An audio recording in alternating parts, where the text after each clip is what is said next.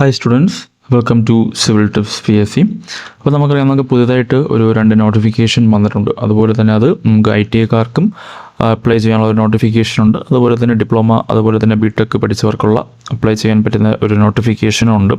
അപ്പോൾ എല്ലാവരും അറിഞ്ഞിരിക്കും. എന്നാലും നമുക്ക് ആ ഒരു ക്വാളിഫിക്കേഷനും അതിൻ്റെ ഇക്വാലൻസിയുടെ ഡീറ്റെയിൽസൊക്കെ നമുക്ക് ഈ ഒരു വീഡിയോയിലൂടെ നമുക്ക് നോക്കാം.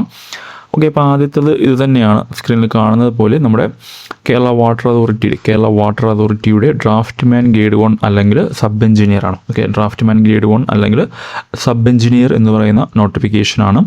അതിൻ്റെ സ്കെയിൽ ഓഫ് പേ ഒക്കെ നിങ്ങൾക്കറിയാം, ഇവിടെ കാണാം. 36,500 മുതൽ 89,000 വരെയാണ് അതിൻ്റെ സാലറി ഡീറ്റെയിൽസ് വരുന്നത്. കാറ്റഗറി നമ്പർ വരുന്നത് ഇതാണ് കേട്ടോ. കാറ്റഗറി നമ്പർ 079/2026 ആണ്. അതുപോലെ ഇത് ഈ ഒരു നോട്ടിഫിക്കേഷന് അപ്ലൈ ചെയ്യേണ്ട ലാസ്റ്റ് ഡേറ്റ് എന്ന് പറയുന്നത് 2/9/2026 ആണ്. ഓക്കെ, ഇനി നമുക്കിതിൻ്റെ ക്വാളിഫിക്കേഷനിലോട്ട് പോയി കഴിഞ്ഞാൽ ക്വാളിഫിക്കേഷൻ എന്ന് പറയുന്നത് നമുക്ക് SSLC പറയുന്നുണ്ട്. അതുപോലെ തന്നെ SSLCയോ അതിൻ്റെ ഇക്വാലൻസിയോ അത് പറയുന്നുണ്ട്. അതുപോലെ തന്നെ ഡിപ്ലോമയാണ് ബേസിക് ക്വാളിഫിക്കേഷനായിട്ട് പറയുന്നത്. ഡിപ്ലോമ ബേസിക് ക്വാളിഫിക്കേഷനാണ്. സോ ഡിപ്ലോമയുള്ളവർക്ക് ഈ ഒരു പോസ്റ്റിനായിട്ട് അപ്ലൈ ചെയ്യാം. അതിൽ ഡിപ്ലോമ പറയുമ്പോൾ നമുക്ക് അറിയാം കേരള വാട്ടർ അതോറിറ്റിയുടേതാണ്. സോ നമുക്കത് സിവിലിൻ്റെ ടോപ്പിക്കും കാണും, മെക്കാനിക്കൽ ടോപ്പിക്ക് കാണും. സോ സിവിലുകാർക്കും മെക്കാനിക്കൽകാർക്കും അപ്ലൈ ചെയ്യാൻ പറ്റുന്ന ഒരു എക്സാമാണ് ഈ ഒരു പോസ്റ്റ് എന്ന് പറയുന്നത്. ഓക്കെ, ദെൻ അതിൻ്റെ ഇക്വാലൻസിയുടെ കാര്യങ്ങൾ നമുക്ക് നോക്കിക്കഴിഞ്ഞാൽ നമുക്കിവിടെ കാണാം.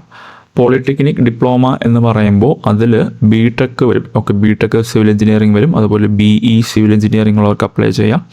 അതുപോലെ MTech സിവിൽ എഞ്ചിനീയറിംഗ് ഉള്ളവർക്ക് അപ്ലൈ ചെയ്യാം. MTech ജിയോ ടെക്നിക്കൽ എഞ്ചിനീയറിംഗ് ഉള്ളവർക്ക് അപ്ലൈ ചെയ്യാം.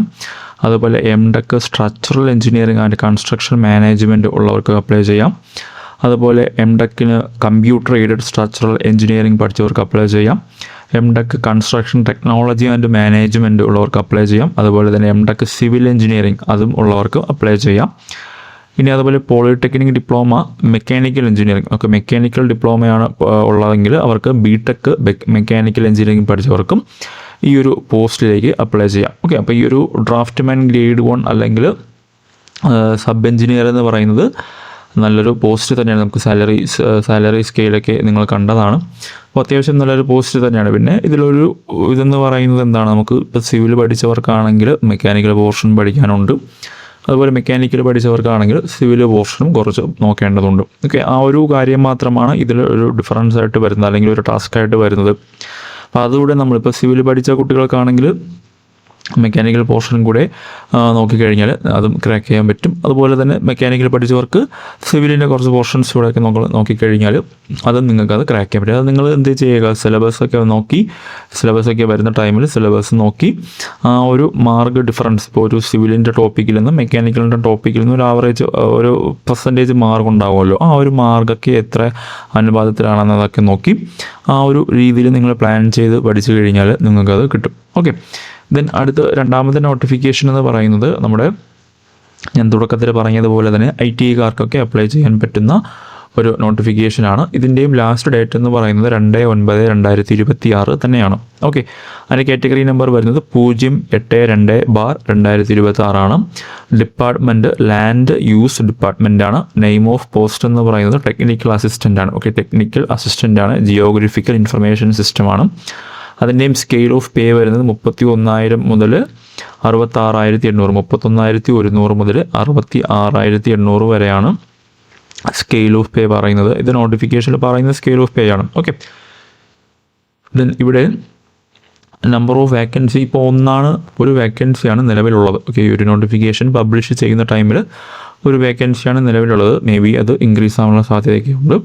ദെൻ ഇതിൻ്റെ ക്വാളിഫിക്കേഷൻ പറയുന്നത് ITI ആണ് പറയുന്നത്. Okay, national trade certificate, draftsman സിവിലോ അതല്ലെങ്കിൽ സർവേയറോ.